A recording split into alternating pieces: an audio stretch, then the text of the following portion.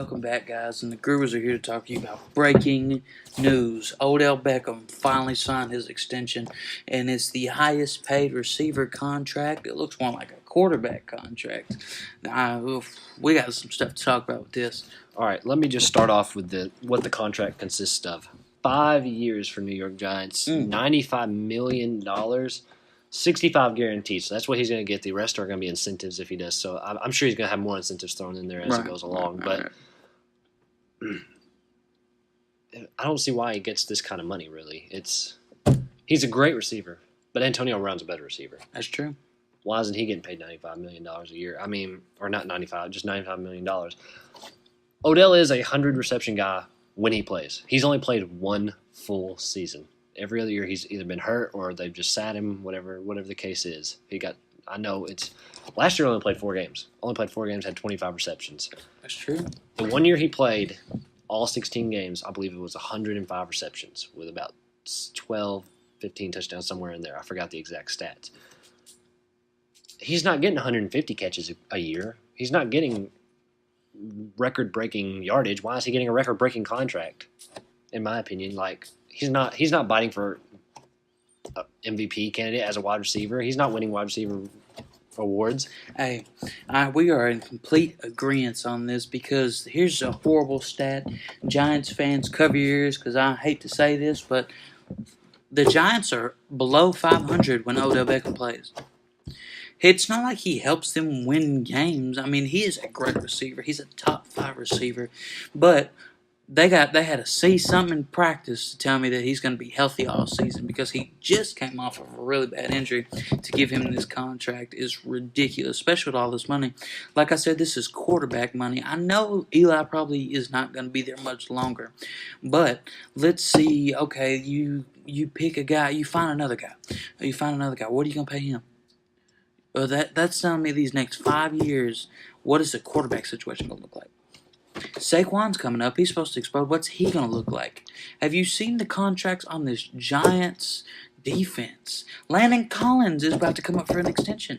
What are you going to do about him? He's one of the best safeties in the league. Janoris Jenkins. Jenkins got a huge contract. Vernon's got a huge contract. Alec Ogletree they just signed. Ogletree's a top half a linebacker.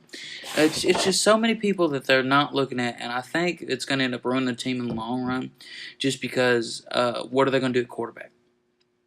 Saquon's on a rookie deal, but only for a few years.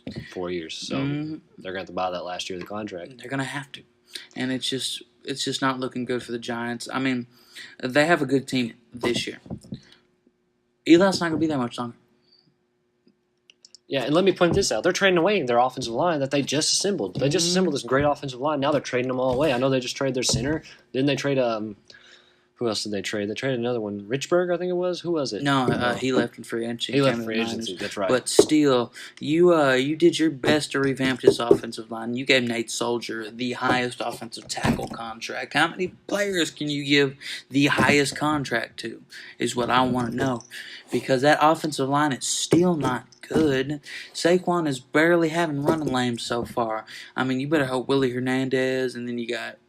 he's going to have to get a contract extension. If he does good, too, that's another rookie they got to get a contract. That's true. I don't know. But all in all, I will say this. Odell deserves his money. I'm not going to say... It's really depending on who wants to pay you this, who wants to pay you what, because I'm never going to say don't take that money because the Giants weren't going to contend anyway with the Eagles and the Cowboys in that division. The Redskins might be better than them, but the Redskins front office should know better. Honestly, I think if you were to focus more on the quarterback position, the wide receiver position wouldn't matter as much. But without one of these elite playmakers, the quarterbacks don't look as good. But I think their best option right here is probably trading for Teddy Bridgewater. I'm thinking about that. That'll be a good one. But after, it's gonna be rough. It's gonna be rough for Giants. Teddy Bridgewater is what, 25? He's still a young quarterback. He's got room to grow. Let's say he shines. He's not gonna take a little paycheck either. Everybody in the NFL is fighting for their paycheck. That's true. Something I just wanted to point out. He's getting paid that $95 million. I did some math here, and I'd actually, if you think about it, he really needs to be offered about $75 million. $80 million is where we're at on him. if they take that into consideration, you could pay probably Alec Ogletree an extension and probably even Landon Collins' extension coming up. And then you probably have to work around with the cap room to get Saquon's extension that he's going to be like. We'll see. So you're going to have to take that $20 million off of him.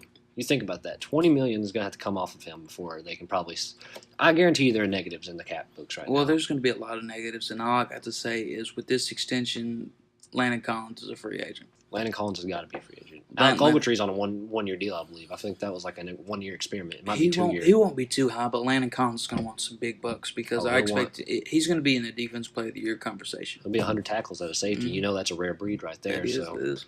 So he's going to want a lot of money, and now the Giants don't have any. Well, the Giants, what I'm thinking is it's this year or bust for them, especially with Eli. I mean, it's coming down to it. That, and are they better than the Eagles? No. Are they better than the Cowboys? No. Are they better than the Redskins? Even. They're that close with the Redskins, in my opinion, especially with that horrendous offensive line. You remember how last season we were talking about the Patriots' offensive line being bad? The Giants are worse. This is even worse. Eli Manning's about to get beat up. Oof. With the improvements, we can talk about it, but they're the fourth best team in the division. And that's last. So, yes.